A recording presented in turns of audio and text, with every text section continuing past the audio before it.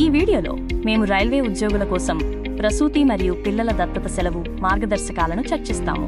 మీ హక్కులు, ప్రయోజనాలు మరియు సెలవు పొడిగింపుల గురించి పూర్తి సమాచారాన్ని తెలుసుకోండి.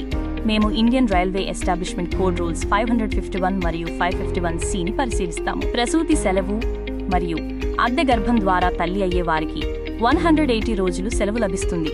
పిల్లల దత్తతకు 180 రోజులు మరియు గర్భస్రావానికి 45 రోజులు లభిస్తుంది. ప్రతి విభాగానికి వివరణాత్మక షరతులు వర్తిస్తాయి. ప్రసూతి సెలవు యొక్క ప్రాథమిక అంశాలు రూల్ 551 ప్రకారం 2 కంటే తక్కువ మంది పిల్లలు ఉన్న మహిళా రైల్వే ఉద్యోగులు అర్హులు. కాల పరిమితి 180 రోజులు. సెలవు తీసుకునే ముందు తీసుకున్న పూర్తి జీతం చెల్లించబడుతుంది. ఈ సెలవు మీ లీవ్ అకౌంట్ నుండి తగ్గించబడదు. ప్రసూతి సెలవు పొడిగింపు మరియు ఇతర సెలవులతో కలయిక.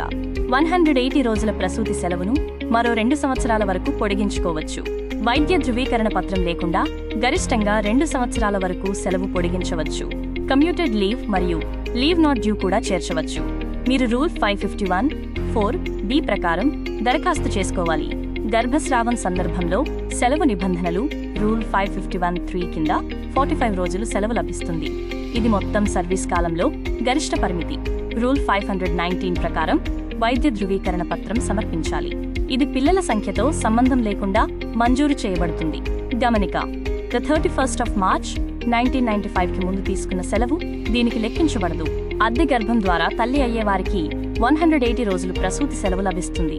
కమిషనింగ్ మదర్ మరియు బిడ్డను కోరుకునే తల్లి ఇద్దరికీ 180 రోజుల ప్రసూతి సెలవు మంజూరు చేయబడుతుంది. షరతు: 2 కంటే తక్కువ మంది పిల్లలు ఉండాలి. దత్తత సెలవుకు వేతనం మరియు ముఖ్య గమనికలు: సెలవుకు ముందు తీసుకున్న పూర్తి వేతనం చెల్లించబడుతుంది మరియు సాధారణంగా లీవ్ అకౌంట్ నుండి తగ్గించబడదు.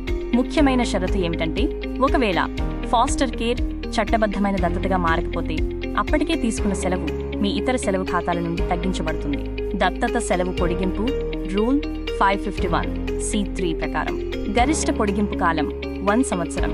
దత్తత సమయంలో బిడ్డ వయస్సును బట్టి ఉంటుంది.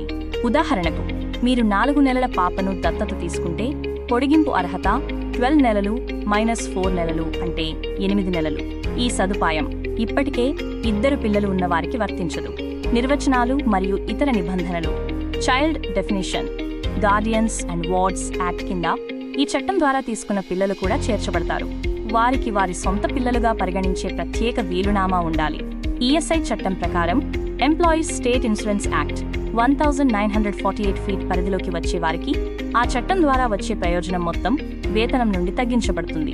మీరు పాటించాల్సిన దశలు: ముందుగా మీ అర్హతను సరిచూసుకోండి మరియు మీకు జీవించి ఉన్న పిల్లల సంఖ్యను నిర్ధారించుకోండి.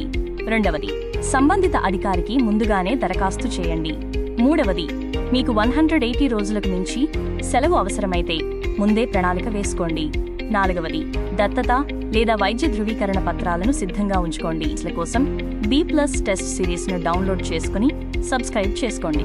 పరీక్ష తయారీ పరిణామం: స్టాటిక్ ప్రిపరేషన్, పరిమిత మాక్ టెస్టులు, స్థిరమైన కంటెంట్, ఆలస్యమైన సందేహ నివృత్తి మరియు ఖచ్చితమైన వ్యాలిడిటీ కాలాలు వంటి వాటితో ఉంటుంది. డైనమిక్ ఎకోసిస్టమ్ విస్తృతమైన టెస్ట్ బ్యాంకులు, మల్టీమీడియా సొల్యూషన్, మైక్రో ప్రైసింగ్ మరియు అల్గోరిథమిక్ పీర్ బెంచ్ మార్కింగ్ను అందిస్తుంది. 360 డిగ్రీస్ లెర్నింగ్ లూప్ 4 దశలను కలిగి ఉంది.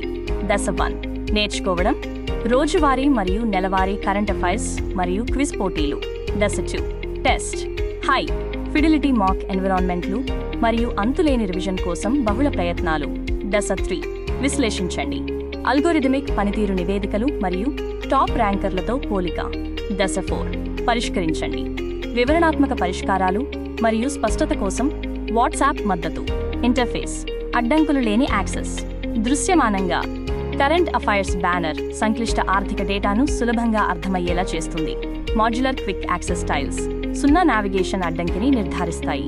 విస్తృతమైన వర్గీకరణ ద్వారా పరీక్షలు శుభ్రంగా మరియు ట్యాబ్ ఫ్రెండ్లీ జోన్లలో నిర్వహించబడతాయి.